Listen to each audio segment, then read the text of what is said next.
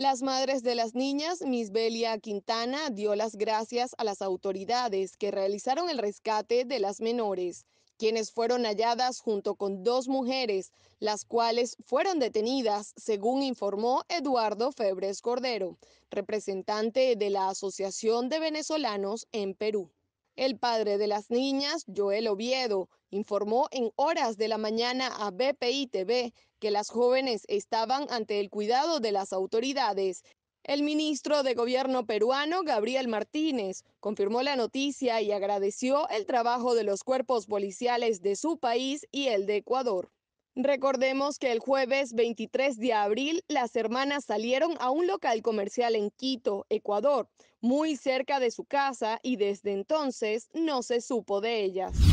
Según la organización, los responsables por este hecho serían las fuerzas de seguridad venezolanas. A su vez, estarían relacionadas a la detención arbitraria, torturas y otros abusos aberrantes contra la población del estado Apure, región fronteriza con Colombia, y en donde se registraron los enfrentamientos con supuestos grupos irregulares el pasado mes de marzo. En tal sentido, la Human Rights Watch solicitó a la Fiscalía y a la Corte Penal Internacional y también a la Misión de Determinación de Hechos de la ONU para Venezuela investigar estas acusaciones tras las actuaciones de la administración de Nicolás Maduro. En un comunicado, las fuerzas de seguridad explicaron que se desarrolló un enfrentamiento con grupos guerrilleros colombianos en el oeste de La Victoria, en el municipio Páez del estado Apure. Explicaron que mataron a una gran cantidad de armados, pero no se especificó el número. Una vez aseguran que lograron destruir las instalaciones donde la banda se refugiaba. Por su parte, el general en jefe de Nicolás Maduro, Vladimir Padrino López, también señaló que se ha registrado la muerte de algunos uniformados, pero tampoco ofreció la cifra exacta. También reiteraron que se mantendrán en el combate hasta acabar con la guerrilla en el país.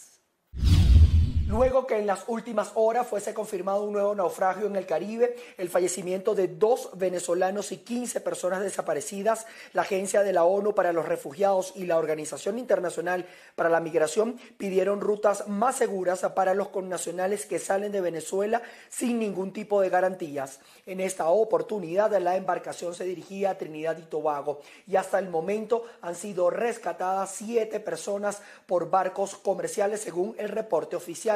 Por tal motivo, Eduardo Stein, representante conjunto de ACNUR y la Organización Internacional para los Migrantes, pidió que la salida de los venezolanos se efectúe por rutas regulares pese al cierre de las fronteras marítimas y terrestres. También recordó que el riesgo que corren estas personas empeora con la presencia de la COVID-19. Detallaron que el nombramiento de un poder electoral carente de transparencia y equilibrio solo profundiza la crisis venezolana, por lo que apelan a una solución constitucional en la que se pueda restablecer el derecho de los partidos políticos que actualmente fueron despojados de sus símbolos y dejando sin efectos las inhabilitaciones.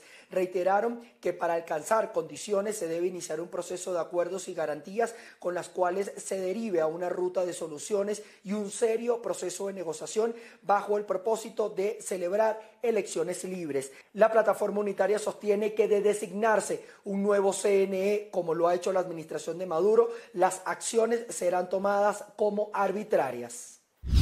La Comunidad de Países desea aplicar un documento que identifique a las personas que ya hayan sido vacunadas, lo cual les permitiría viajar de forma libre entre las naciones. El pasaporte todavía se encuentra en discusión debido a la oposición de algunos países, pero se espera que se ponga en marcha desde junio. Algunos representantes europeos han recomendado el uso del certificado para permitir que las personas asistan a sitios cerrados como bares y cines en sus propios países, lo cual fue rechazado por España. En la normativa que explica el uso del pasaporte se enfatiza que el mecanismo no debe ser una condición previa para poder viajar, lo cual defendería los derechos no discriminatorios de las personas que no han sido vacunadas. Una docena de países, incluidos Estados Unidos y varios miembros de la Unión Europea, han ofrecido a la India el envío de suministros médicos para ayudar a aliviar la crisis de recursos que sufre la nación para hacer frente a una violenta ola de coronavirus que ha roto los récords globales. La ayuda internacional es enviada como una respuesta urgente a las necesidades del segundo país más poblado del mundo, que ha visto multiplicar drásticamente los contagios y las muertes en solo semanas, provocando así el colapso de su sistema sanitario.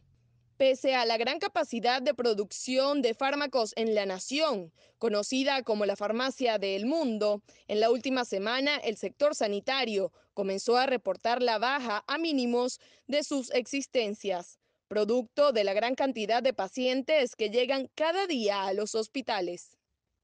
Reino Unido, por su parte, aseguró que hoy hará todo lo posible por aliviar el sufrimiento de la India y enviará ventiladores ante la gravedad de la crisis, desde que se conocieron decenas de casos de muertes por falta de oxígeno médico en los hospitales.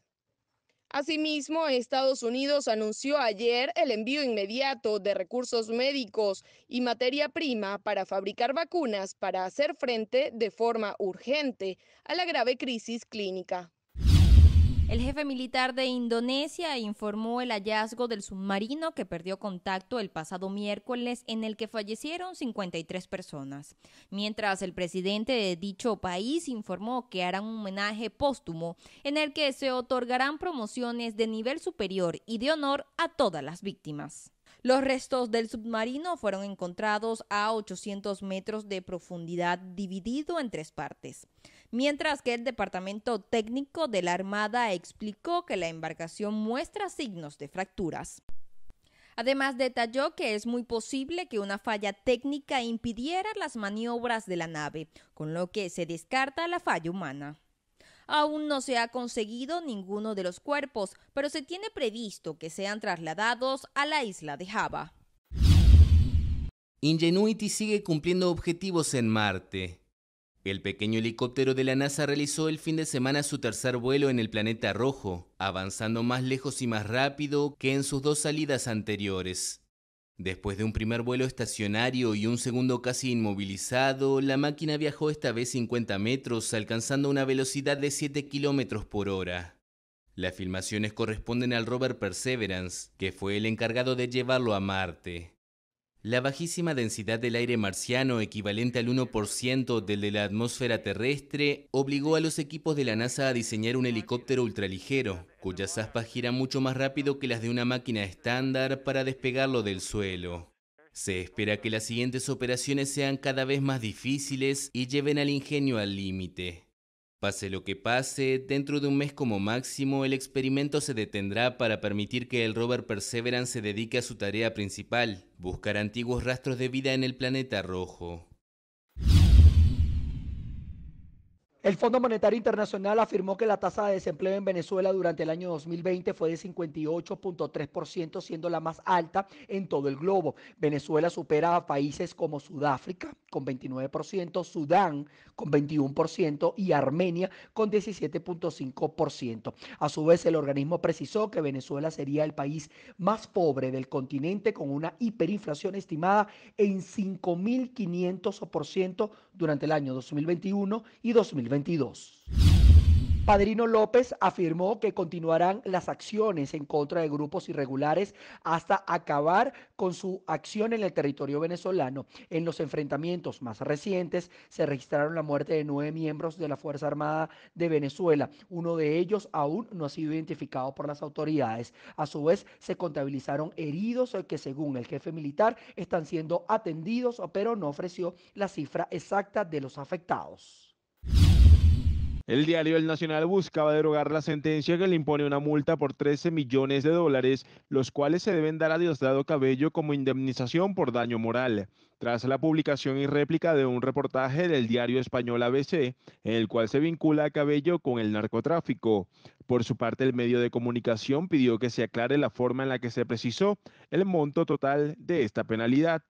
A su vez, la ONG Acceso a la Justicia denunció la forma en la que se ha llevado el caso, alegando que se debe reconsiderar el valor total de esta multa. Freddy Bernal, protector del Estado Táchira designado por el régimen de Nicolás Maduro, informó que la medida se aplicará en la frontera con el norte de Santander.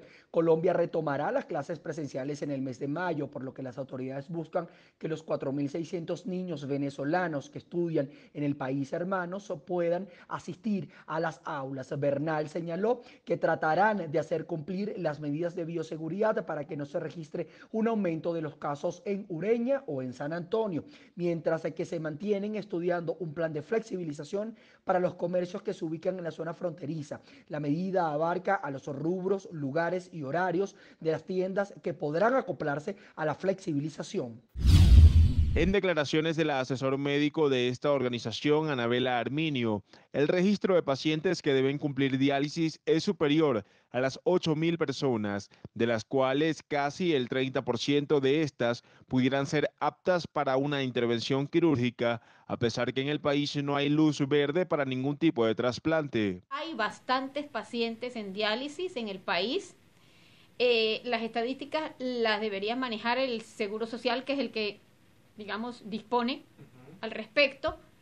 Es muy celoso con las estadísticas. Nosotros podemos calcular en alrededor de unas 8.000 personas en todo el país.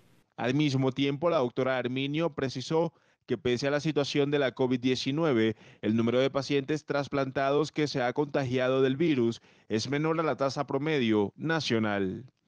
Aseguró que en estos momentos la lista de espera para trasplantes no está habilitada, así como tampoco las áreas o laboratorios previstos para los exámenes requeridos por cada paciente. Se requiere mantener al día una serie de exámenes que no se están haciendo porque si no hay oferta de órganos ni posibilidad de trasplante, no es correcto poner al paciente a hacerse estudios de radiología, estudios de endoscopia digestiva, estudios de laboratorio, si no le vas a ofrecer una salida a través del trasplante, de manera que en este momento no hay lista de espera. ¿Okay? Cuando podamos retomar la actividad de trasplante, se comenzará a retomar la lista de espera. Calculamos que aptos para ser trasplantados debe ser alrededor del 30-40% de los pacientes que están en diálisis, de manera que eso podría alcanzar unos 2.000, 2.500 pacientes en el país. Jorge Rodríguez, presidente de la Asamblea Nacional de Nicolás Maduro, informó que están en la búsqueda del inmunizante de Johnson & Johnson. Rodríguez enfatizó que la vacuna del fabricante estadounidense es más económica y también facilita la logística de la inoculación al tener una sola dosis de aplicación.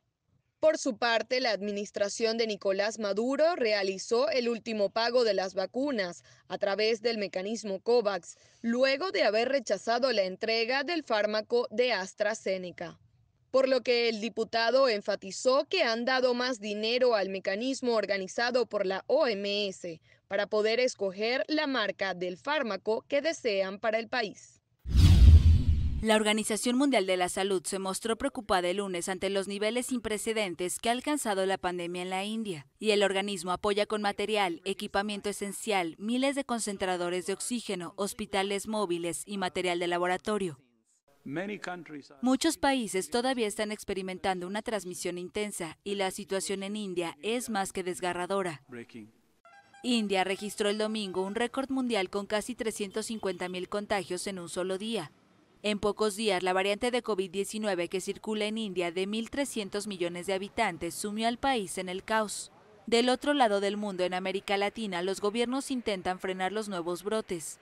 Chile anunció que mantendrá cerradas sus fronteras por segundo mes consecutivo. La medida cancela los vuelos internacionales, prohíbe el ingreso de extranjeros y la salida de residentes con el fin de evitar contagios de COVID-19. El país registró el lunes más de 6.000 casos de coronavirus y 119 muertos, mientras su vecino Perú superó el lunes los 60.000 muertos por COVID-19 desde el inicio de la pandemia. El reporte oficial diario contabilizó en 24 horas 289 nuevos fallecidos y más de 6.600 nuevos contagios. Abril ha sido de los meses más letales de COVID-19 en Perú, con un promedio diario de 300 y 400 muertos. La mortalidad ha estado impulsada por la virulencia de los contagios debido a la presencia en el país de una variante del coronavirus originada en Brasil. En tanto, Bogotá prohibió los partidos de las Copas Libertadores y Sudamericana, previstos para esta semana en la capital de Colombia, debido a una tercera ola de la pandemia que tiene el sistema hospitalario al borde del colapso. Así se propuso que el duelo de la Libertadores entre Santa Fe y el Fluminense sea en la alcaldía de Armenia, al oeste del país, y que el de la Sudamericana entre La Equidad y el venezolano Aragua sea en el estadio de Pereira, en el centro oeste de Colombia. Ambos cambios están pendientes de la autorización por parte de la Conmebol. La academia anunció en un escrito que las personas que no están vacunadas se ven afectadas al interactuar con las que ya se han inmunizado, por lo que pidió a su personal que no reciban la inyección contra el coronavirus. A su vez, informaron que no contratarán a maestros que ya estén vacunados y también instaron a su personal a que esperen hasta el final del año escolar para poder inocularse, con el argumento de cuidar a los estudiantes. Por su parte, la Administración de Alimentos y Medicamentos y los Centros para el Control y la Prevención de Enfermedades en Estados Unidos mantienen una campaña para convocar a la población a los centros de inmunización. No solo los hospitales están saturados en India por la pandemia de coronavirus. En este crematorio en el noreste de Nueva Delhi no dan abasto con la cantidad de funerales, al punto que debieron extenderse hasta el parking. La segunda ola de COVID-19 comenzó el 5 o 6 de abril. Inicialmente trajeron unos 10 cadáveres aquí, pero ayer tuvimos 122 cremaciones en un día. Ayer y hoy superamos las 100 cremaciones. Con una población de 1.300 millones de habitantes, India se ha visto sumida en el caos por la variante local del virus, sospechosa de aumentar el riesgo de reinfección y de contagio. El país registró el lunes más de 350.000 personas infectadas en un solo día y 2.812 fallecidas, según cifras oficiales. Pero aquí creen que la cantidad es mucho mayor. El 50% de las muertes no son registradas por el gobierno como COVID-19. Nuestra ONG trae cuerpos directamente de hogares de víctimas de COVID que estaban en cuarentena y murieron y también son cremadas aquí. El gobierno solo cuenta las muertes vinculadas al coronavirus que tienen lugar en hospitales, todas las otras no se contabilizan. Por eso hay una discrepancia entre nuestro conteo y el del gobierno. Las cremaciones comienzan al alba y se extienden hasta pasada la medianoche. Rusia argumentó que Apple abusó de su posición dominante en la distribución de aplicaciones móviles en el sistema operativo iOS, según indicó el regulador gubernamental. La sanción llega después de la entrada en vigor de una nueva ley que exige que celulares, tablets y ordenadores vendidos en Rusia lleven preinstalados programas y aplicaciones nacionales. Las autoridades informaron sobre la multa de más de 900 millones de rublos, equivalentes a 12.1 millones de dólares, al fallar a favor de una denuncia presentada por una empresa de ciberseguridad. Apple, por su parte, afirmó que respetará la decisión del ente regulador, pero aún así enfatizaron que no están de acuerdo con la sentencia. Durante décadas, los arrecifes de coral en Panamá han sufrido por la actividad humana. Ahora un grupo de científicos y estudiantes se ha embarcado en la tarea de intentar preservar este frágil ecosistema. A unos 5 metros de profundidad colocaron pequeñas estructuras en forma de domos donde cuelgan o fijan corales que extraen de zonas sanas. Cada 2 semanas bajan a limpiar las estructuras y medir el crecimiento de los corales. Nosotros mismos fuimos adaptando una metodología que ahora, 2 años, casi 3 años después, ha resultado exitosa desde el punto de vista de cultivar, sembrar fragmentos de corales para poder restablecer o restaurar ecosistemas degradados. El deterioro de los corales viene de larga data. Portobelo, ubicado unos 100 kilómetros al norte de Ciudad de Panamá, fue la puerta de salida de metales preciosos rumbo a Europa durante la colonia española. Y ante el asedio de piratas como el famoso Francis Drake, sus habitantes levantaron fuertes con muros hechos de coral. El impacto en los arrecifes coralinos en Panamá ya viene desde los tiempos coloniales, cuando se comienza el desarrollo de todas estas fortalezas y realmente se extrajo una gran cantidad, toneladas de hecho, decenas de metros cúbicos de corales fueron utilizados para ensamblar la aduana de Portobelo, las fortificaciones que hay allá. En Panamá, más del 80% del territorio es oceánico y sus costas, que son más de 2.500 kilómetros, están llenas de arrecifes coralinos. Pero la convivencia con los humanos no ha sido la mejor. La presión no solo proviene del calentamiento global y la explotación marina. En sectores aledaños a Portobelo hay ganadería, agricultura y una cantera de piedras, actividades que suelen impactar en los ríos que luego van al mar. Obviamente todos nos estamos concentrando en el propio mar donde están los arrecifes, pero se nos ha olvidado realmente que el mayor estresor viene de arriba. Es decir, de tierra firme es donde nos llega todo. Nos bajan por los ríos pesticidas, nos baja una carga gigantesca de sedimentos. El proyecto de restauración de corales se llama Reef to Reef. Fue creado por René Gómez, empresario turístico y buzo de Portobelo, quien abrió su iniciativa a los estudiantes con la esperanza de lograr un cambio a largo plazo. Lo que nos dimos cuenta es que si sumamos a la comunidad y a los chicos jóvenes, ellos se empoderan, les gusta el proyecto, aprenden más y así ellos nos ayudan a conservar ese ecosistema que tienen en su área por un tiempo largo. No muere el proyecto conmigo ni con lo que comenzamos, sino continúa. Y ese es lo chévere y lo importante de este proyecto. El proyecto comenzó en 2019 y ya está dando frutos. Puede ser que no estemos restaurando completamente todo el ecosistema que existe en esta vasta masa de océano aquí en el Caribe colonense, pero estamos aportando poco a poco ciencia nueva para Panamá, datos, experiencia en los muchachos y mucha conciencia ambiental a todos los niveles.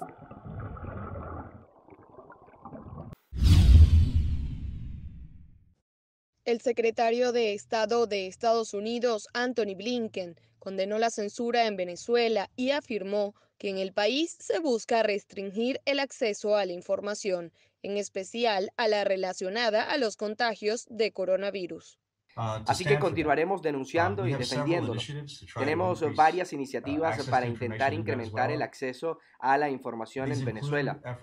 Estos incluyen además esfuerzos para ampliar el acceso a la información a través de los medios tradicionales, la comunidad, el periodismo comunitario, proyectos de capacitación, escuchar a los periodistas comunitarios, medios internacionales, para aumentar su perfil, participación activa en las redes sociales que llega a millones de seguidores. Blinken ofreció sus declaraciones en la mesa de discusión, en la que respondió en exclusiva para BPI TV. A su vez, hizo un llamado a que cese la persecución a los periodistas, defensores de derechos humanos y activistas políticos. Así que ciertamente instamos al señor Maduro a que libere a periodistas como Roland Carreño, quien ha pasado creo que 6 meses detenido por el régimen, y le permita a él y a otros como él hacer su trabajo.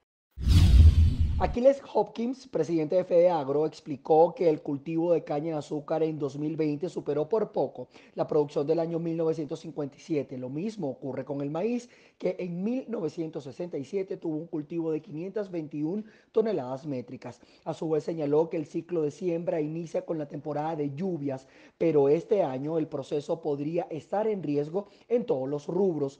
Entre las denuncias también informaron que la escasez de diésel afecta gravemente al sector productivo. Los agricultores necesitan entre 50.000 y 60.000 barriles diarios de combustible para operar a máxima capacidad. Las niñas y yo nos vinimos hace aproximadamente 3 años. 3 años. ¿Y creen que de pronto este tema del cambio migratorio, por todo el proceso migratorio, puede haber influido en sus caracteres? Yo siento que sí, Sergio, puede ser, porque bueno, mis hijas aquí estamos prácticamente ellas y yo, o sea, y mi esposo, obviamente, o sea, nosotros como familia, pero no están sus abuelos, no están sus tíos, no tienen esa relación familiar que sé que todo niño necesita para crecer. A su vez, los padres condenaron las reacciones negativas en las redes sociales, las cuales los señalan de ser abusivos con las niñas, y explicaron que aún se mantienen las investigaciones relacionadas a la huida. Patricia Rojas, presidenta de la Asociación de Venezolanos en Chile, informó que los 55 connacionales expulsados de ese país el pasado domingo no tenían antecedentes penales. Por su parte, Juan Francisco Gali, subsecretario del Interior, dijo que 40 de ellos fueron deportados por ingresar por pasos ilegales y los otros 15 fueron expulsados por delitos como tráficos de migrantes, tráfico de drogas y robo. Rojas explicó que los migrantes se encontraban tramitando su estadía legal en el país cuando fueron deportados desde la ciudad fronteriza de Iquique. A su vez, Amnistía Internacional señaló que las expulsiones representan un desprecio a los derechos humanos, por lo que el gobierno chileno debe estar obligado a resguardar la integridad de las personas que llegan a su territorio.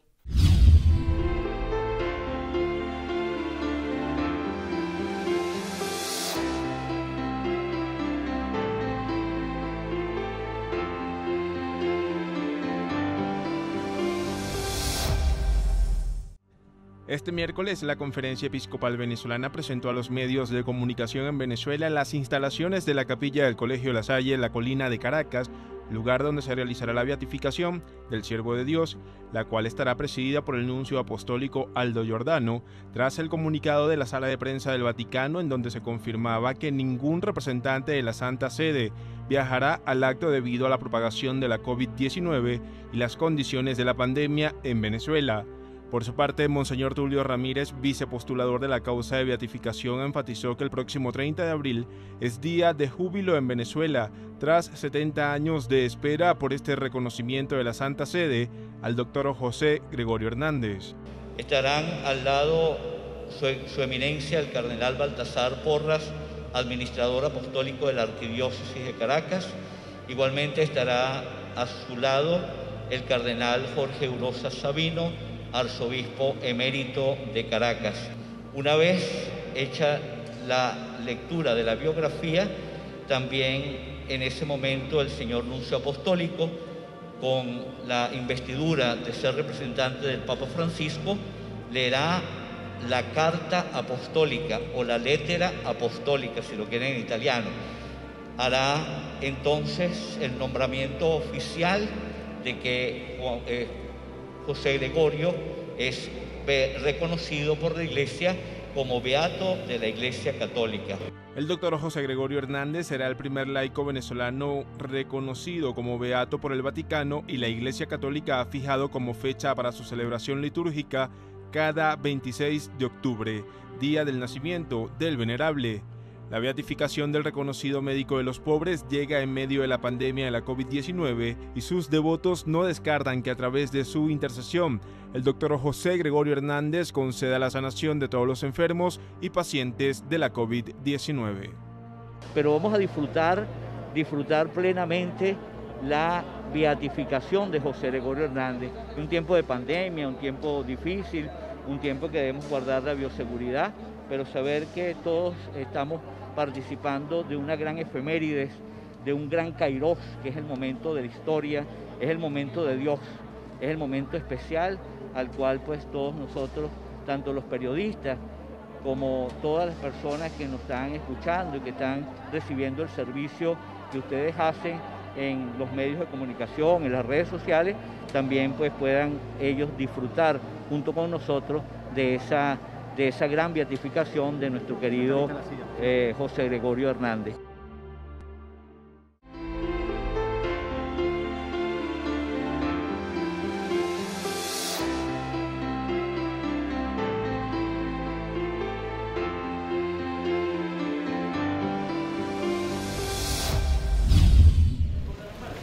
India superó el miércoles las 200.000 muertes reportadas oficialmente por coronavirus.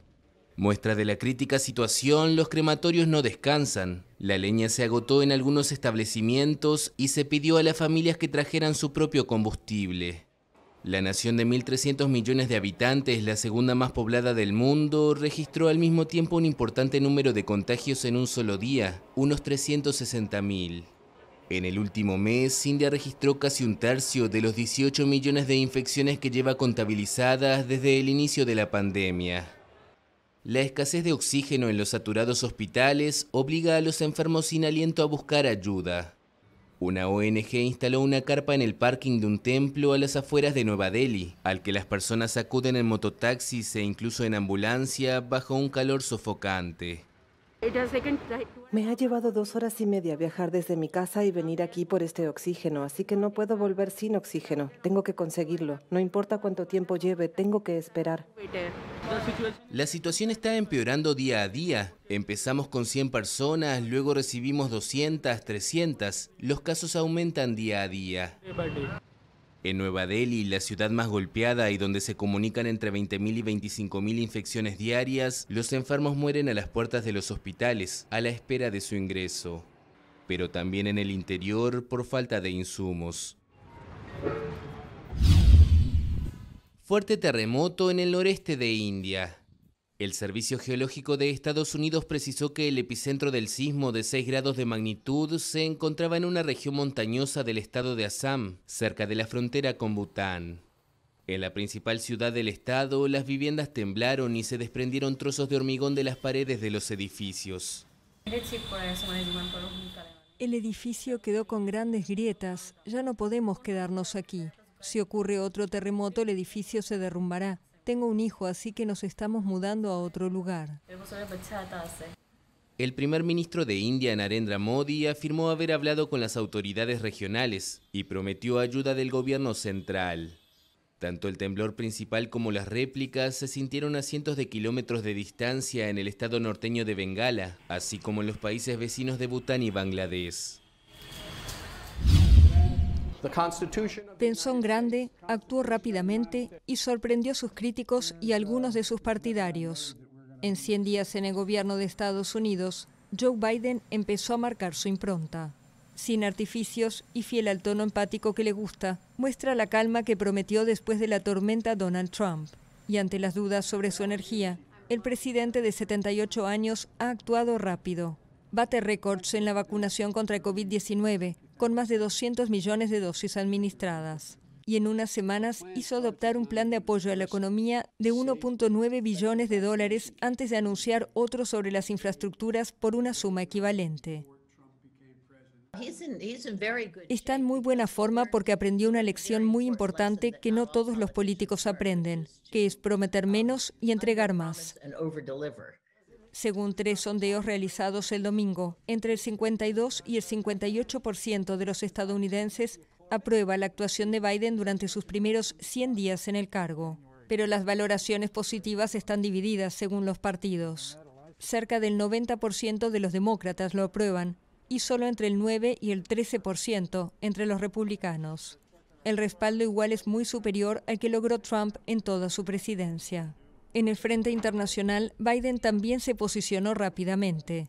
Ha mostrado una comunicación cuidadosamente calibrada al enfrentarse a sus pares ruso Vladimir Putin y chino Xi Jinping. Y su cumbre del clima virtual marcó el regreso de Estados Unidos a un tema del que su predecesor se había retirado con estrépito. Sin embargo, lo más difícil está por llegar.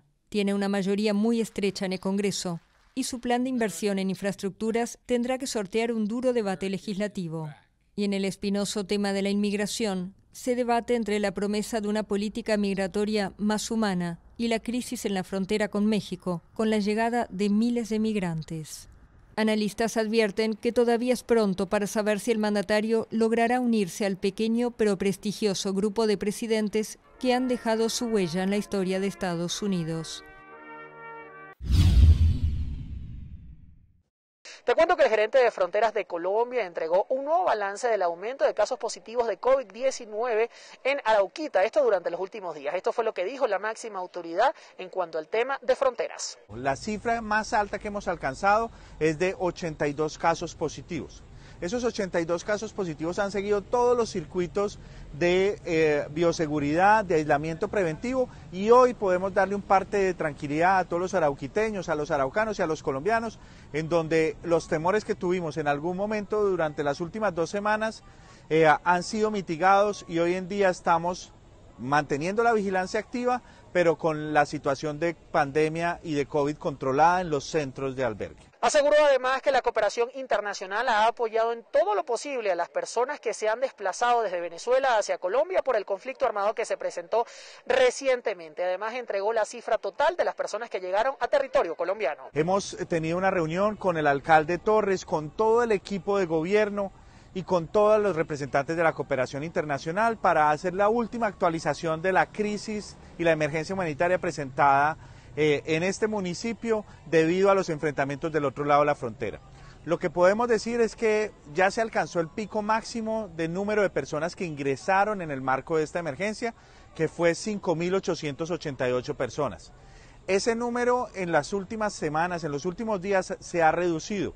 Estamos atentos a una verificación que solicitamos en este puesto de mando unificado a las diferentes instancias, cooperación internacional, la defensa civil y otras instancias presentes en el territorio, pero la primera conclusión a la cual podemos llegar es que alrededor del 30 o 40% de esta población ha retornado a sus lugares de origen. El gerente de Fronteras también aseguró que pese a que aún se han generado algunos enfrentamientos en el lado venezolano, no han registrado un mayor número de personas al ya anunciado. Sin embargo, dejó muy claro también que trabajarán en forma constante para atender a las personas que lleguen a territorio colombiano.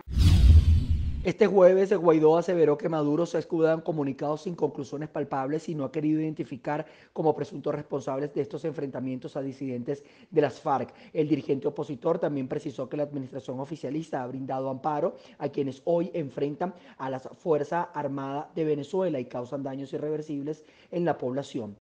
Campesinos asesinados.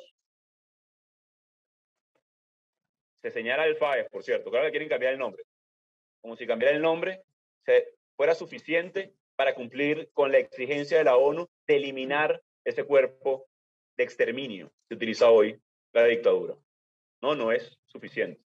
Es tomar acción, es hacer justicia. Más claro referente con respecto a lo que está haciendo y debe hacer Venezuela. Y el llamado es muy claro para los venezolanos, la comunidad internacional, no solamente la investigación, sino, por supuesto, el seguimiento a cada uno de los juicios de violación de derechos humanos. Al alto mando. ¿Qué están esperando? ¿O es que van a seguir exponiendo a nuestra tropa profesional, a nuestros soldados? La denuncia debe repercutir. Hoy Maduro insiste en la violación de derechos humanos de manera flagrante, en este caso.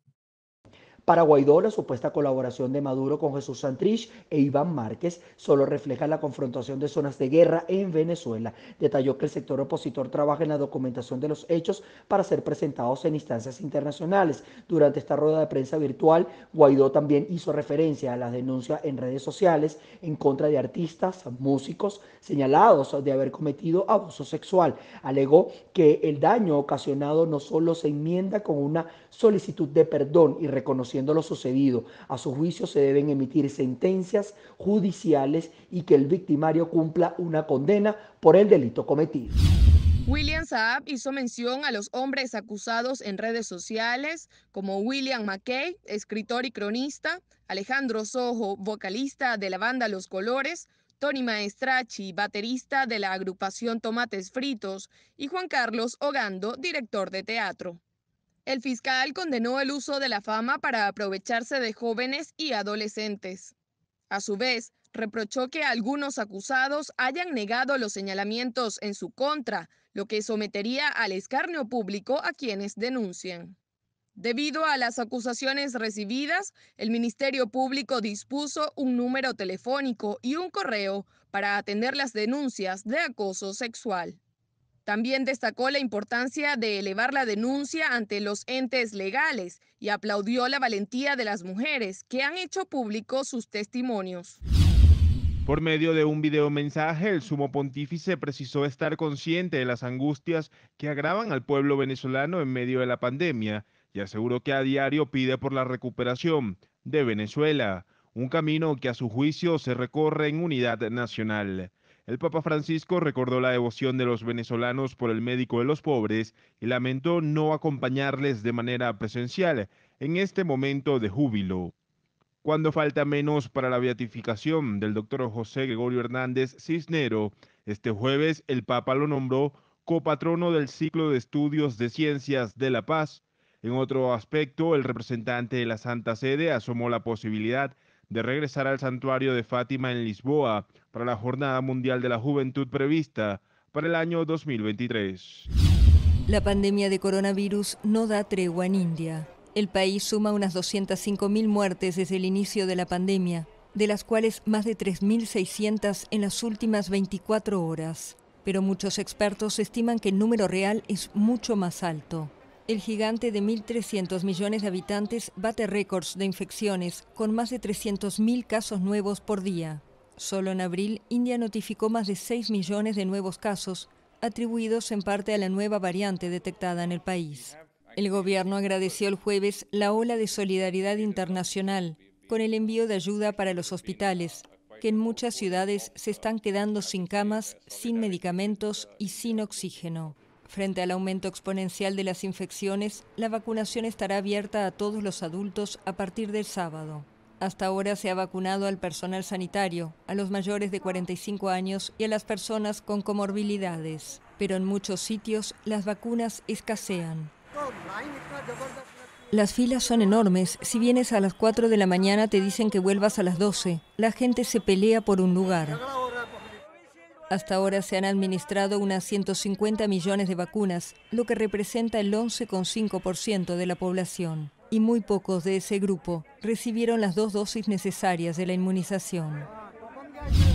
Moderna, que desarrolló su vacuna con la tecnología del ARN mensajero, al igual que Pfizer-BioNTech, prevé suministrar este año entre 800 y 1.000 millones de dosis en 2021, según informaron en un comunicado. La compañía mejorará las instalaciones del grupo suizo Lonza, uno de los grandes abastecedores de la industria farmacéutica, y así como también las del español Rovi, que se encarga de envasar las dosis. Aún se desconoce cuándo empezarán a realizar las inversiones, pero explicaron que estas comenzarán a generar frutos a finales de 2021 e inicios de 2022. Por otra parte, el grupo Lonza anunció que va a instalar 3 líneas de producción suplementarias en su fábrica de Vielle para multiplicar por 2 la producción de sustancias distintas a la fabricación de la vacuna Moderna. El cofundador de la farmacéutica alemana BioNTech, Uğur Şahin, ha confirmado este miércoles que la vacuna distribuida por el gigante estadounidense y diseñada por la startup fundada por él, necesitará una tercera dosis para mantener su efectividad cercana al 97%. Reconoció Şahin en una videoconferencia con periodistas extranjeros en Alemania. Şahin considera que esa tercera vacuna será necesaria entre 9 y 12 meses después de la primera inyección para reforzar la inmunidad. La Corte Constitucional de Ecuador incluyó en la ley a todos los casos de violación. Antes de esta modificación, la normativa solo autorizaba la interrupción del embarazo si la agresión era en contra de una mujer con discapacidad mental. El presidente Lenín Moreno, por su parte, espera que esta decisión prevalezca para el bienestar de las mujeres y sus derechos. En el pasado se fijaban penas de hasta 3 años de prisión para las personas que provocaran el aborto a una mujer con su consentimiento. El defensor del pueblo, Freddy Carrión, destacó el trabajo de las mujeres al exigir sus derechos en una sociedad igualitaria, por lo que enfatizó que sin ellas la resolución no se hubiese aprobado. En República Dominicana se analizó la aprobación del aborto en el caso de que la mujer corra peligro de muerte durante una discusión para aprobar un nuevo Código Penal. La reforma fue aprobada en primera votación en la Cámara de los Diputados. Masacre en un establecimiento alemán para discapacitados cerca de Berlín. 2 hombres y 2 mujeres fueron apuñalados el miércoles por la noche en la institución religiosa ubicada en Potsdam. Una 5ª persona estaba herida de gravedad. Según la policía, todos presentaban heridas producto de violencia intensa. Una empleada del establecimiento fue arrestada como sospechosa de los crímenes. La institución está especializada en acoger y apoyar a personas con discapacidades físicas o mentales, en particular ciegas o autistas. Unas 65 personas viven en el lugar, que emplea más de 80 personas. Navalny, durante su participación virtual en la sesión, dijo que parecía un esqueleto. El opositor apeló a su condena por presuntamente haber difamado a un veterano de la Segunda Guerra Mundial, por lo que afirmó que se debe llevar ante la justicia a las personas que recabaron firmas en su contra para encarcelarlo. Yulia Navalny, la esposa del dirigente, estuvo presente en la corte y tuvo la oportunidad de dar detalles sobre el peso de su cónyuge y la alimentación que mantiene. Navalny, de 44 años, cumple una condena de 2 años por haber violado su libertad condicional al viajar a Alemania para recuperarse de un envenenamiento que sufrió junto a su hija. Los manatíes están muriendo a un ritmo inédito en Florida. Ha sido un año realmente difícil para los manatíes en general. Hemos perdido más de 600 en el estado. Sé que nuestro suministro de alimentos también ha disminuido y que hay mucha más gente mudándose a Florida, por lo que estamos teniendo muchos más problemas ambientales, porque hay una gran cantidad de personas que viven aquí ahora. Solo entre el 1 de enero y el 16 de abril se encontraron 674 manatíes muertos en las aguas, según la Comisión de Conservación de Pesca y Vida Silvestre de Florida. Esto representa el triple de los decesos ocurridos en el mismo periodo en cada uno de los 5 años anteriores. Los dóciles manatíes también enfrentan amenazas como el tránsito de embarcaciones y la marea roja causada por el uso humano de fertilizantes, que ha provocado la pérdida de alimento en su hábitat. A los más afortunados se les logra rescatar intoxicados, desnutridos o heridos y son atendidos en alguno de los 5 hospitales que hay en el estado. La razón principal por la que vienen a nuestro hospital es por lesiones por golpes de botes. Son muy vulnerables a los botes. Viven en aguas poco profundas, unos 10 pies o menos, donde les gusta pasar el rato. Ahí es donde vive el pasto marino que necesitan comer. Entonces, cuando un manatí sale o sube a respirar es cuando generalmente son vulnerables y golpeados por un bote. En este año, los 5 hospitales se encuentran casi a tope de su capacidad. El de Tampa es el más grande y tiene 3 tanques de cuidados intensivos con un piso que se puede elevar para tratar a los animales. En las piscinas de recuperación del zoológico, todos tienen cicatrices causadas por quillas o propulsores de embarcaciones. Por eso en Florida, donde no es necesaria una licencia de navegación, los expertos abogan por reeducar a la población para bajar la velocidad de los botes y preservar así la vida y ecosistema de estos primos lejanos de los elefantes. En 2017, las autoridades federales los reclasificaron de especie en peligro de extinción a especie amenazada, lo que redujo sus protecciones. El príncipe Guillermo y Kate Middleton, a quienes se les considera una representación del futuro de la monarquía británica, celebraron este jueves sus 10 primeros años de matrimonio. Guillermo, de 38 años y segundo en la línea de sucesión al trono, y Catalina, de 39, se casaron un 29 de abril de 2011 tras haberse conocido en la Universidad Escocesa de St. Andrews y haber compartido 7 años de relación. Ahora tienen 3 hijos, el príncipe Jorge, de 7 años, la princesa Carlota, de 5, y el príncipe Luis, de 3 años. Después de haber ejercido durante 10 años sus funciones de duque y duquesa de Cambridge, los títulos que les otorgó la reina Isabel II cuando se casaron, la pareja forma parte de los miembros más apreciados de la institución. Ambos han sabido combinar el desempeño de sus obligaciones protocolarias y obras de caridad con una gran discreción sobre su estado de ánimo.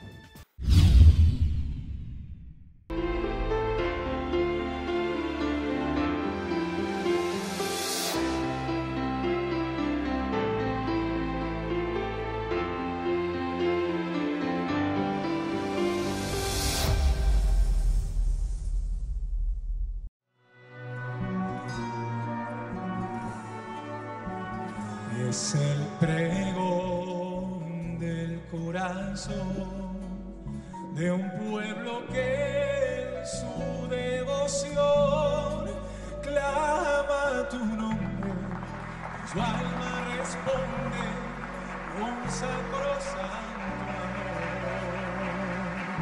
amor. Luego de 72 años, este viernes 30 de abril, Venezuela fue testigo de la beatificación del doctor José Gregorio Hernández, considerado como un hombre dedicado a la medicina con fama de santidad. Un acto religioso que llega en medio de la pandemia de la COVID-19 y bajo un escenario de crisis sanitaria en Venezuela. Durante la celebración, el cardenal Baltasar Porras, administrador apostólico de la Arquidiócesis de Caracas, fue el encargado de entregar el relicario del beato a los representantes de las diócesis de Venezuela, un momento en el que expresó su sentir por el venerable.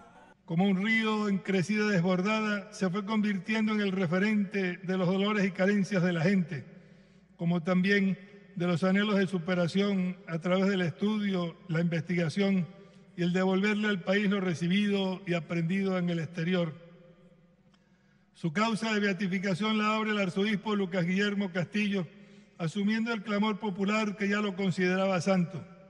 De entonces a hoy, las ilusiones y desvelos de los que nos han dejado se unen a nosotros desde el cielo, parafraseando las palabras del anciano Simeón. Ahora, Señor, puedes dejar a tu siervo irse en paz, porque a través de este hombre hemos visto al Salvador. En medio del duro camino de la existencia, marcada por la fragilidad y debilidad de nuestra condición humana, y ante las pandemias sociales que padecemos, hacemos un alto en el camino. Queremos reposar y el sueño nos embarga, como a Jacob en la fuente de Betel. Somos testigos de una escalera que desde la tierra llega al cielo, sostenida por amables ángeles custodios. Las calles de Caracas, la esquina de Amadores de la parroquia La Pastora y los alrededores de la iglesia La Candelaria sumaron la fe de los devotos, quienes expresaron sentirse orgulloso de ver llegar a los altares a quien por años ha intercedido para la sanación de ellos, sus familiares y amistades. Mi mamá era muy devota del doctor José Gregorio, en el cual le concedió con la fe grande que tuvo mi madre, y le salvó a su hermano que estaba ya desahuciado totalmente de los médicos. Que pase lo que estamos viviendo ahorita, que es muy grande, ¿ves? Y bueno, la fe es grande. Desde el 74 que yo tuve un accidente y estuve en un hospital universitario, y de ahí entonces unas amigas me llevaron, y ahí fue que me llevaron la estampita del doctor José Gregorio Hernández. Y me dijeron que yo tenía fracturado el cráneo, que ya no tenía remedio. Entonces me iban a operar en la mañana, al segundo día de la mañana. Y entonces cuando yo estaba despierto, o sea, me desperté, cuando yo vi del hospital por la puerta salía el doctor José Gregorio Hernández con el maletincito en la mano. Y cuando me sacaron para la operación, ya estaba bien, no tenía nada. La niña del milagro, Yaxuri Solórzano, también estuvo en esta ceremonia de beatificación y pidió por la unión del país y por acciones que obren por el bienestar de Venezuela.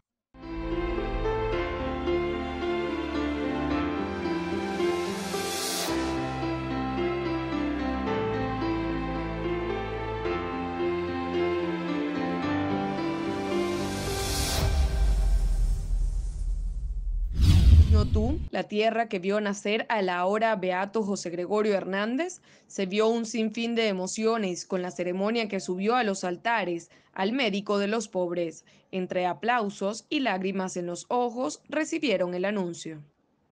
Caminando, en bicicleta y en vehículos, los fieles y creyentes de José Gregorio Hernández realizaron un recorrido desde el municipio Valera hasta Isnotú, con un recorrido de aproximadamente 12 kilómetros.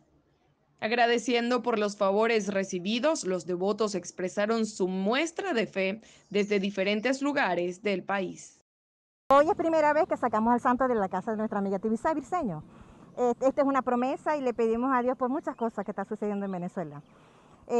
La pandemia, que se mejore mucha gente que está enferma y que bueno, y que de aquí adelante las cosas mejoren y que José Gregorio no haga ese milagro de que mejoren las cosas aquí en Venezuela. El doctor José Gregorio Hernández por tantos favores recibidos, por toda la curación de mi familia, por todos mis nietos, para que Dios Todopoderoso y la Santísima Virgen de Monte Carmelo y el Nazareno de las Raíces, el Nazareno que tenemos en el Santuario de las Raíces, Él nos mejore y nos protege y nos acompañe siempre. Las promesas y agradecimientos por la salud son la mayor muestra de fe para el doctor José Gregorio Hernández. Venimos de Carora, el estado Lara.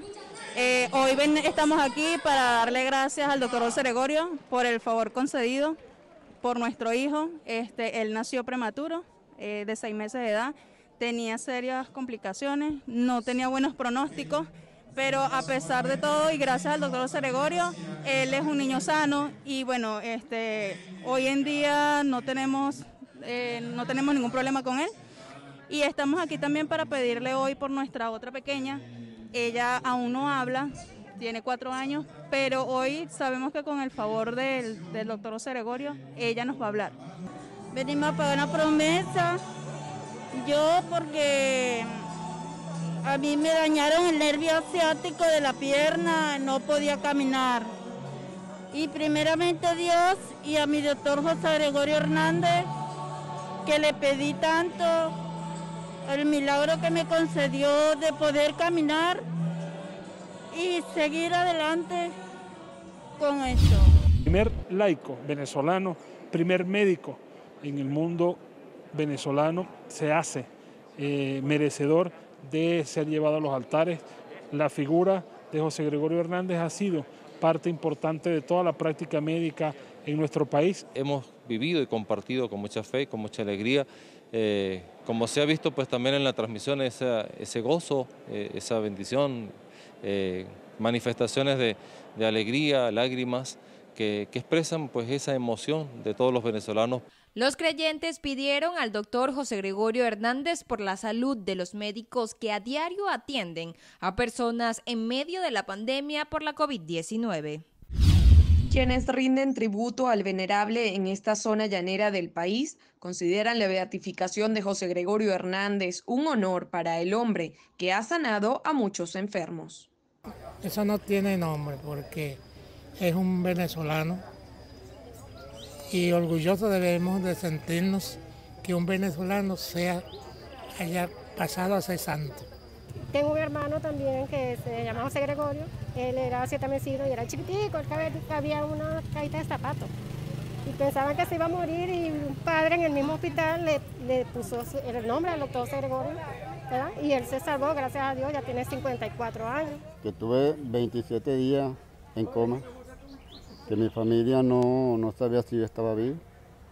Y bueno, gracias al doctor José Gregorio Hernández, todos los milagros que hizo por mí.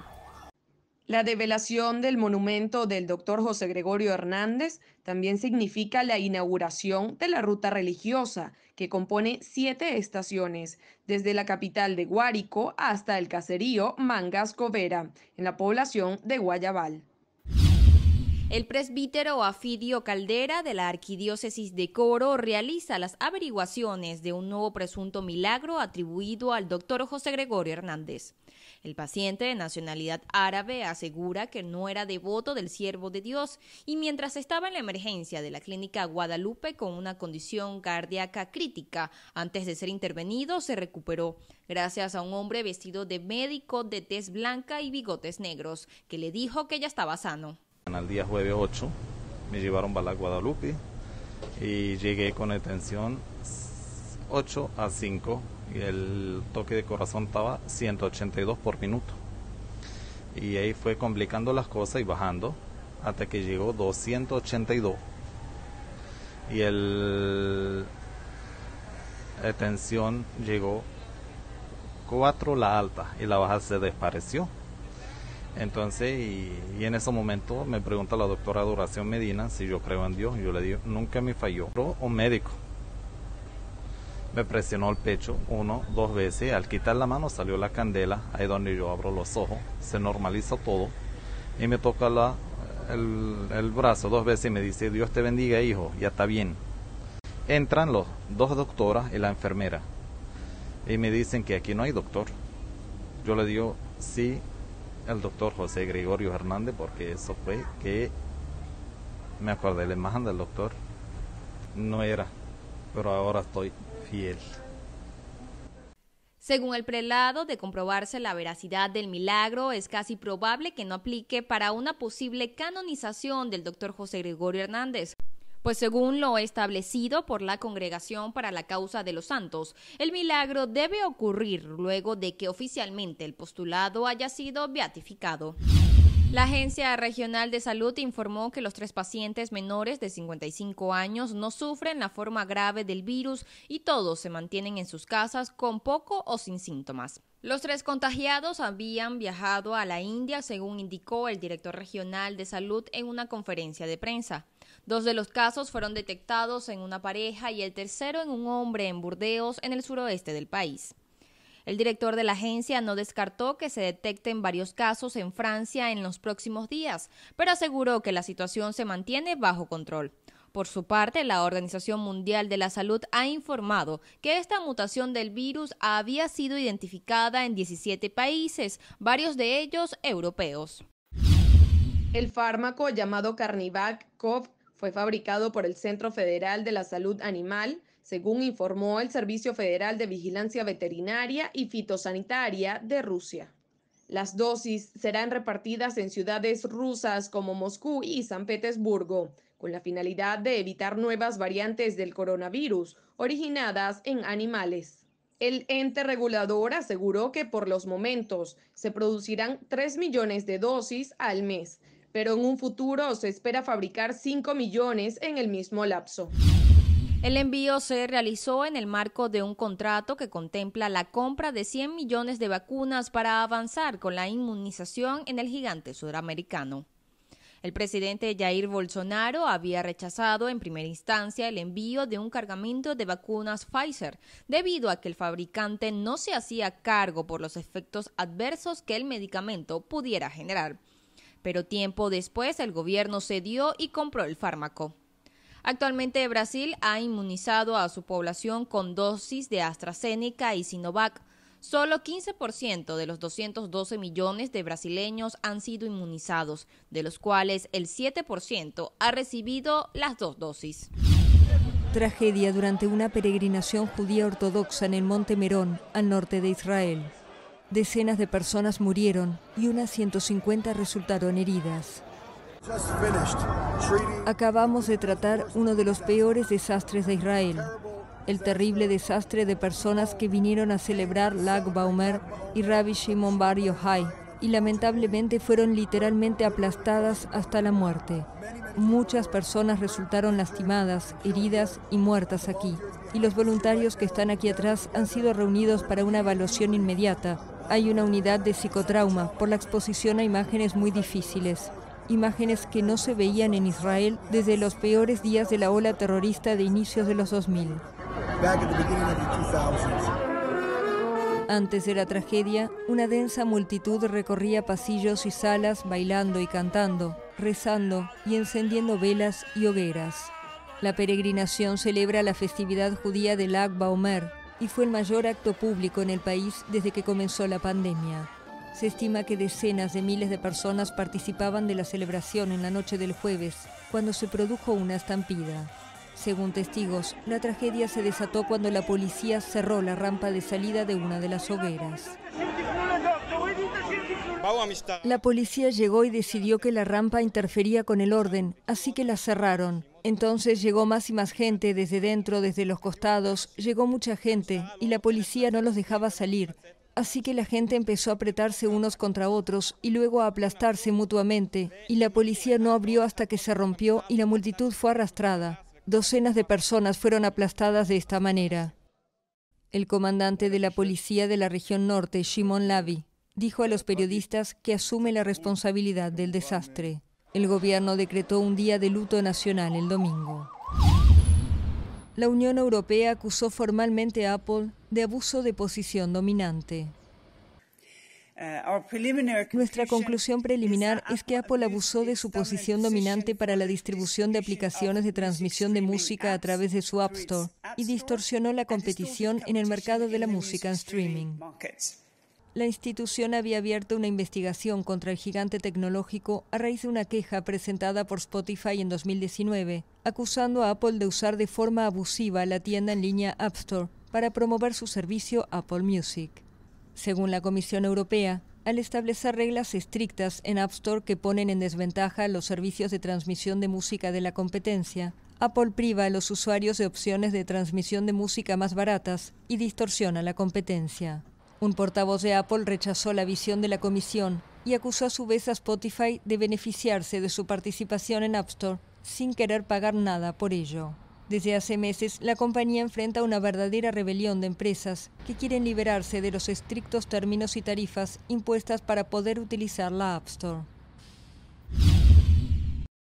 516 Arauca es el puente peatonal suspendido más largo del mundo. Ubicado sobre el río Paiva en el norte de Portugal, fue inaugurado el jueves y atraviesa un barranco granítico del municipio de Arauca. Se encuentra a 175 metros de altura sobre el río Paiva y con sus 516 metros de largo estableció un nuevo récord superando a la pasarela Charles Quonen de los Alpes suizos. Este atractivo es fundamental para nosotros en relación a la reanudación de la actividad turística. Si bien la construcción del puente está terminada hace un tiempo, esta inauguración es importante porque nos permite retomar nuestra actividad turística. El puente está formado por 127 planchas de rejilla con barandillas metálicas de 1,20 m de ancho, sujetas por cables de acero a unos pilares en forma de V situados a cada extremo. El nuevo atractivo será inaugurado oficialmente el domingo y se abrirá a los turistas al día siguiente, aunque los vecinos de la zona pudieron conocerlo por adelantado. Está muy bien construido y nada que decir sobre la seguridad. Les recomiendo de verdad que vengan, aunque como yo tengan miedo a las alturas, debo admitir que no lo sufrí en absoluto mientras cruzaba. Esta parte del río Paiva ya contaba con un recorrido de 8 kilómetros de pasarela de madera que serpentea adentrándose en el valle.